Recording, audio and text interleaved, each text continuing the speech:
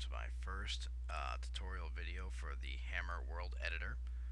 Hammer is the world editor for Valve's Source Engine, or for the more famously known Half-Life 2. You most likely already know this, and that's why you're watching. So this is going to be an introductory video, or a crash course, if you will, in how to set up Hammer, how to work it.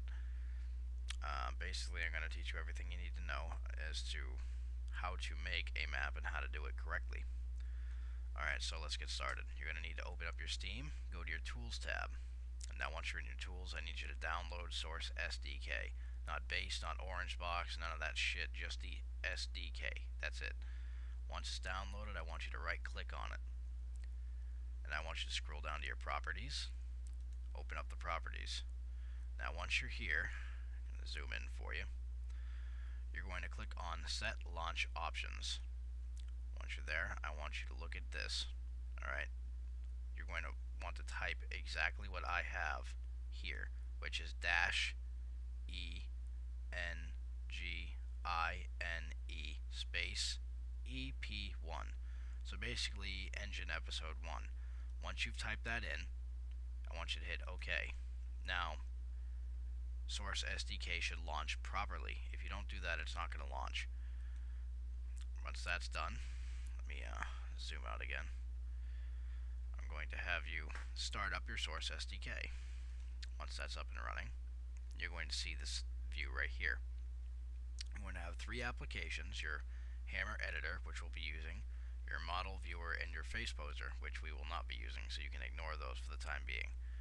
Your release notes and your Source SDK references, which will actually bring you to valvedevelopercommunity.com. There's actually a shortcut within Hammer that will bring you to the same website, straight to the level design documents, which is very useful if you need help.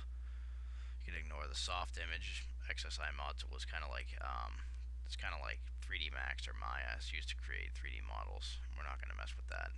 The utilities, you can refresh your SDK content or refresh your game content.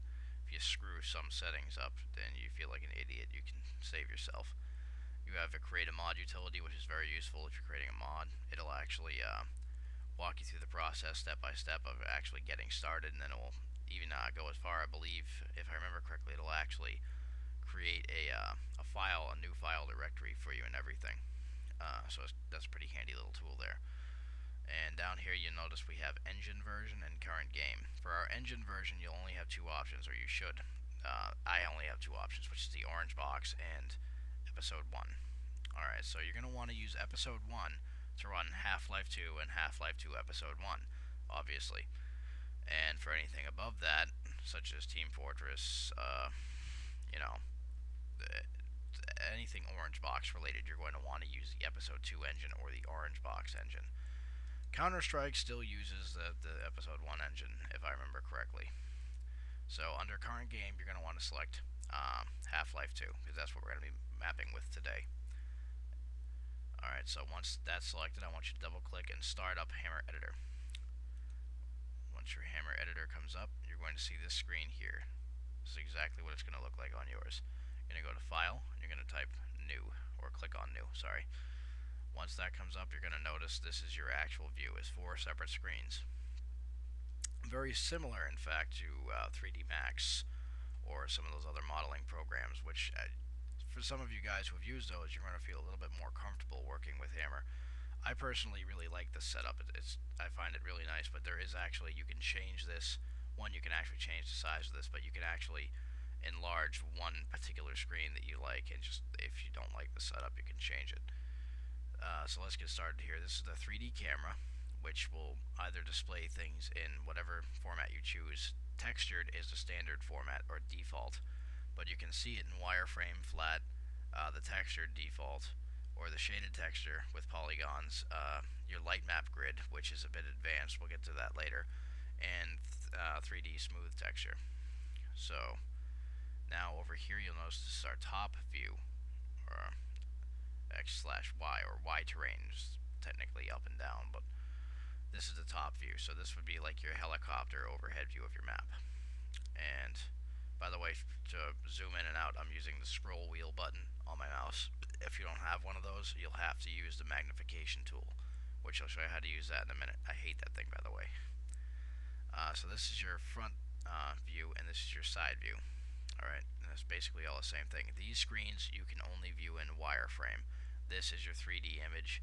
This you can actually use WASD and the arrow keys to fly around your map, and like just kind of like you would be no clipping through your map if you were actually playing in game, which is very useful because you can go down all your corridors and check out all the little nooks and crannies of your map this way, and actually get a feel and a visual for what it's going to look like when it's done. Now let's start in our tools. Alright, you're going to have your selection tool, which is pretty much self-explanatory. It's the little arrow, you use it to select things. To select multiple objects, you can either highlight several objects in here and press enter, or you can actually, just like any other Microsoft program, hold control and click on multiple objects. If there were any objects here, I would be doing that right now, but there's nothing. Alright, so yeah, hold control and click on multiple objects to highlight multiple objects, just like anything else in Microsoft. Now the magnification tool. If you don't have, or you're unfortunate enough not to have a scroll wheel on your mouse, you'll probably have to use this stupid thing. I don't like it personally because of that right there exactly. When I scroll my mouse over this, it disappears, and it drives me nuts because then I can't find the damn thing. So when you scroll over it, right or left click to zoom in or out, and it will work on any of the screens. Doesn't actually work on this because the 3D screen, you don't zoom in or out, you actually just move around with the camera, so you don't need to zoom with that. Your camera tool can be used to position your camera. We'll do that once we actually get a something to position our camera on. There's still nothing there. Our entity tool will allow us to create entities. Entities are the heart and soul of Hammer. It allows us to do all the advanced cool stuff. Unfortunately, I have nothing to place an entity on yet, so we're going to move down one more tool. Sorry, we got to skip those, but here we are with our block tool. This is what we use to create geometry in Hammer. This is what we're actually going to use to create our world. So we're going to pause real quick, and then we're going to backtrack for those two tools, and then proceed down the line. Now, with the block tool, it works very similar to the selection tool. You're just going to click in one particular spot. You're going to drag to create a shape, which will be square. Default would be block, which is written down here, so it's going to create a block. When I press enter, you'll notice that it actually creates something. If I go back to my selection tool, you'll also notice that now it's highlighted. I can now manipulate the object to stretch it in different directions. I can stretch it in these different views from the side or from the front, which is a square, so it really doesn't matter of the side or the front. One thing to note here, actually, before I move on, you'll notice that the smallest this can get is 1.0. That's the smallest anything can get, any brush. However, there is a glitch for some reason, where some brushes, sometimes I've noticed when you shrink them down, they go to absolute 0. When they do that, your map won't, sometimes it'll actually crash on compiling or spawning. When you try to like load up the map, it'll actually crash because you'll have a brush entity that doesn't belong, it doesn't work. Basically, Hammer works on 3D geometry, so all your objects in Hammer have to be three-dimensional. You can't have a two-dimensional object in there; it doesn't work. So when you're creating things in the near future, just keep an eye out for that. If you ever try to make like a pane of glass or something really really thin, and you end up setting this to anything lower than 1.0, it's not going to work. Alright, so let's try our camera tool now. Click on your camera. I'm going to click smack dab here, right in the middle. I'm going to go back to my selection tool so it's highlighted. Now I'm going to use WASD and the arrow keys. I'm going to press the up arrow key, hold it for a second, press W to move forward for a second, and then press the down arrow key for another second, and boom. Oh wow, look, there's something there. Now I can fly around and look around. If you don't find it on the first try, just keep using the WASD and arrow keys to kind of float around until you can get it on your view. It's there if you created it. If you see it in this view here, trust me, it's there. Alright, so you can see I can unselect it by clicking anywhere but on it. And this is the default texture, which is our brick floor, which is rather annoying. Unfortunately, it looks like I'm over my time, so I'm going to pick this up on the next video. Sorry to cut short, but you know how it goes. Alright guys, take it easy.